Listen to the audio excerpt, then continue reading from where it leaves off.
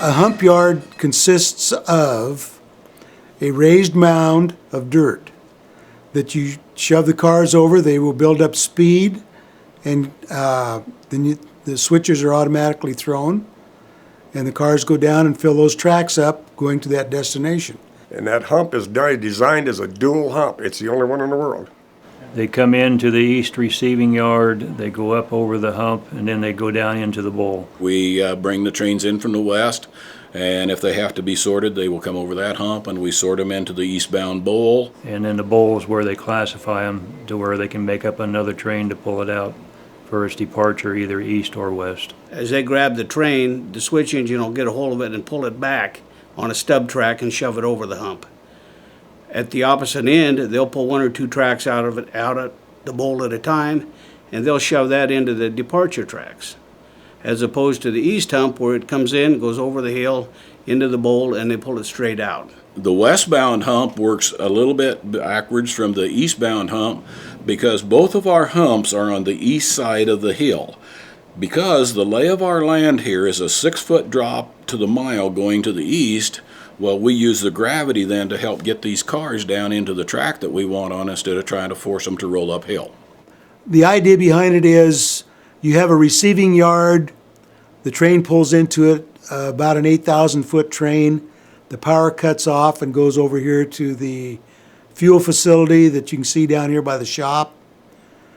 A pair of switch engines goes up behind it with the conductor.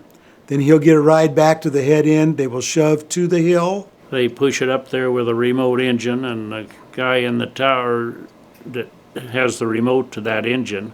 The other conductor goes inside the building. He watches for bad orders. That's a red tag. That's the only thing that doesn't show. Each car and engine out here has a 9-inch gray tag on each side of it, and it is triggered by a reader 20 miles west of here, 35 miles east of here. That gives the engine numbers and any defects on the cars. It gives whether it's a load, an empty, where it's going to, how much it weighs, and then all this is sent to the hump. These are only on the hump trains. So the other guy in there is looking for bad orders or the red tags. The guy that is pulling the pin or separating the cars, he has to manually pull the pin. He is also running the engine. They have a belt pack that hangs off of their neck, and he controls the speed. The guy in the tower tells him how many cars to cut loose. We can handle one load through the retarders or up to 3 empties. When it leaves the tower or the building on top of the hump, it rolls free on its own, no brakes on it, and the computer controls the brakes down on the track and the switches.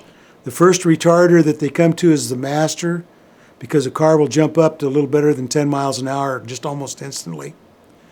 It will, and there are 2 steel bars that are air actuated that come up and actually grab the wheels and slow it down. It'll go about another 100 to 150 yards, and that is down by the highlight towers. And that gives it the final squeeze so the car does not hit the other cars in excess of 4 miles per hour. The idea behind this is if you flat switch, you have to have an engine shoving the cars one at a time. You bring them up to speed, somebody pulls the pin, the car glides into the track. It's very labor intensive, and you tend to corner cars, damage the goods and things like that. The computer knows the distance from the car ahead of it and the distance the car has to go. And that is put into the retarders. So once that is done and they get enough to make a train, the guy down here in the tower just in front of you, right there by the road, we call that East Tower. He will contact his engineer or his conductors on the switch engines, tell him how many tracks he needs and in which order they go, because that is the way the train will set them out. So they will go in and couple them up in reverse and then get the head car and start pulling them out.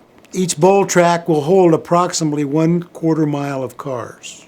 There's 50 tracks in it, and basically that That hump and that hump yard is a push-pull type of a hump. We see around 15,000 cars through this yard in a 24-hour period, and of the 15,000, we have to sort or put them over the two humps, about 3,000 of it. When a car gets into the other humps, it takes about a day, day and a half to be moved out before it goes on another train. Our turnaround time here is 8 to 11 hours. So we are that much more efficient. We do not unload cars here anymore unless they're damaged. Everything here is a run through. So everything you're looking out here will not be here tomorrow, other than this string of engines right down in front of you. They've used the hump concept here at North Platte actually since 1948. When we first started, we didn't have the automation to it. We had what they called one of the first computers, a pachinko machine. It is now in the Smithsonian.